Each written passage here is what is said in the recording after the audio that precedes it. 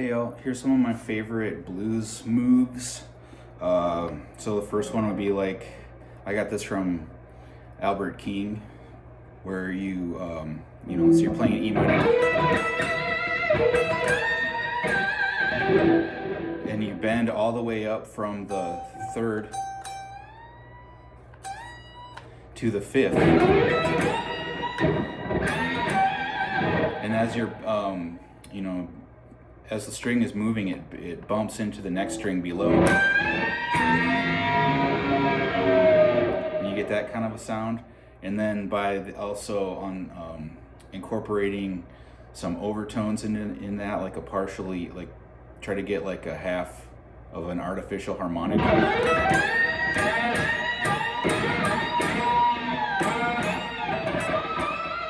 See if you can get it to scream.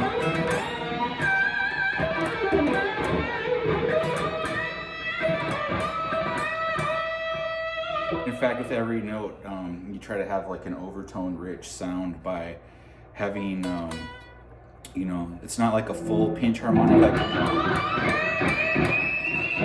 it's kind of, you sort of get a half of a harmonic.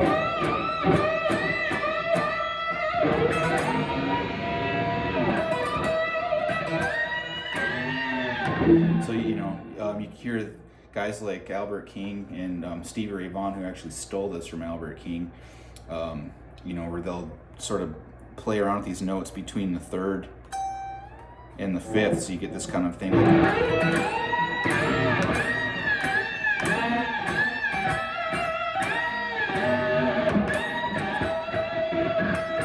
And I used to think that they were going like,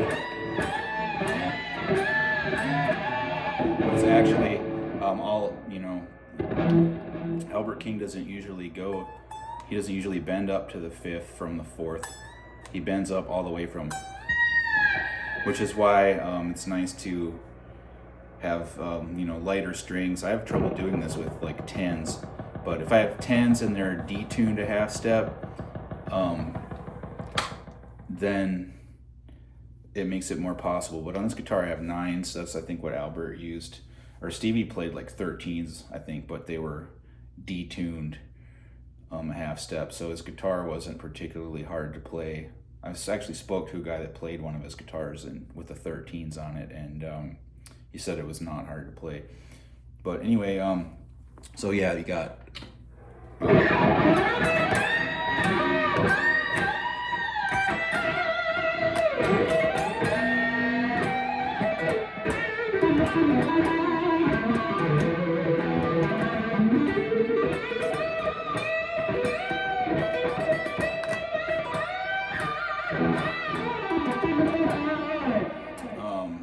and then I like this one too. I don't know why I'm doing George Lynch after Albert King, but George Lynch, I think this is how he's doing this bend in his solo on In My Dreams.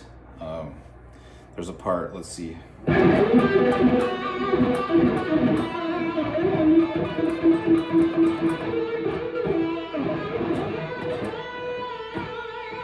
Okay, I'm way ahead of it. See? Right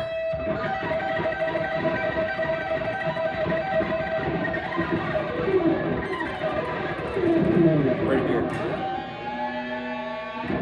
So you're aiming for this shape,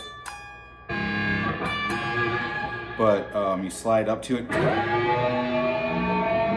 and you just bend both strings together, and it's like a tritone.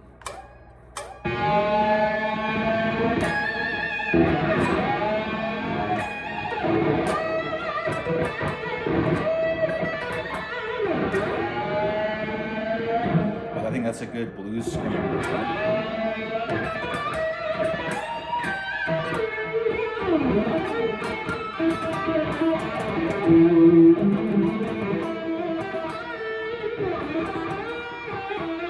So I'm doing it down here. From the third, I'll look to the fifth.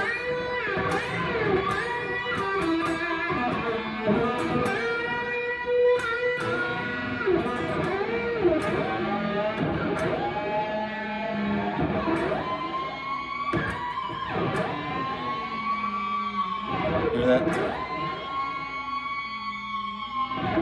You get some weird, I guess those are subtractions between the frequencies, the way that the, I don't know, physics of it work out. It creates kind of a ghost frequency that as you're, you may be bending upwards, but you hear the third pitch that's going down a little bit. I don't know what the hell is going on, but it's chaotic, but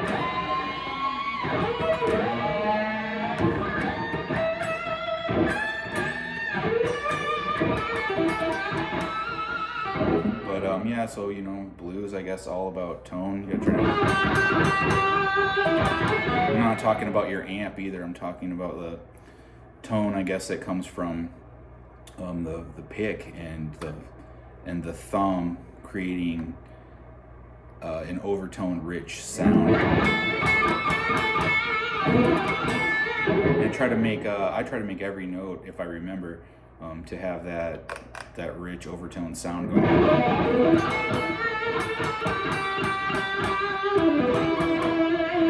It's easy if I don't talk, it's easier if I don't talk and I just keep playing, because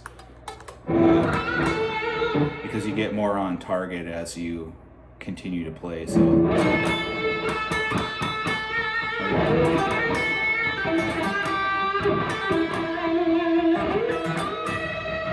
that way your note gets shaped by the pick, and it's not just the pick hitting it. It's not the same sound if you threw your pick across the room and hit a guitar string. You can tell it is being played by a human hand because of it's really the flesh from your thumb, which is hanging over the pick, and it's being used to mute out and control some of the lower overtones, and really the fundamental frequency is being limited by the thumb, and then so it's bringing out these warm singing overtones.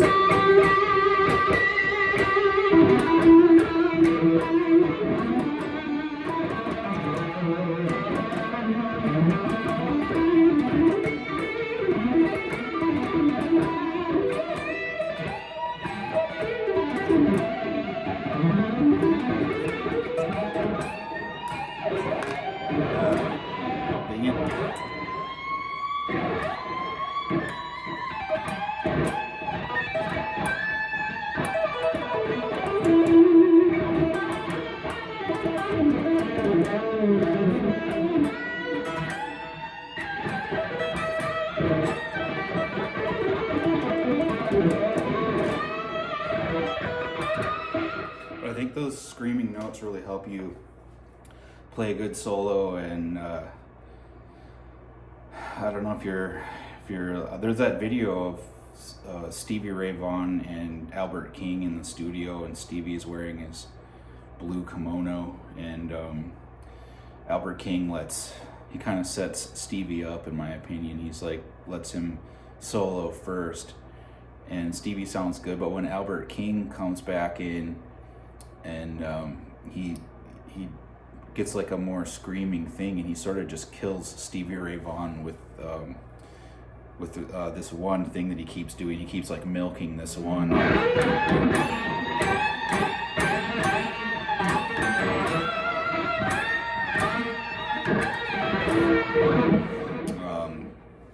And so I just think it's a really effective tool to have in your blues soloing, and then extends into your any kind of rock, heavy rock, metal, death metal, whatever it is. So anyway, I hope you found this interesting, and thanks for watching. We'll see you soon. Bye.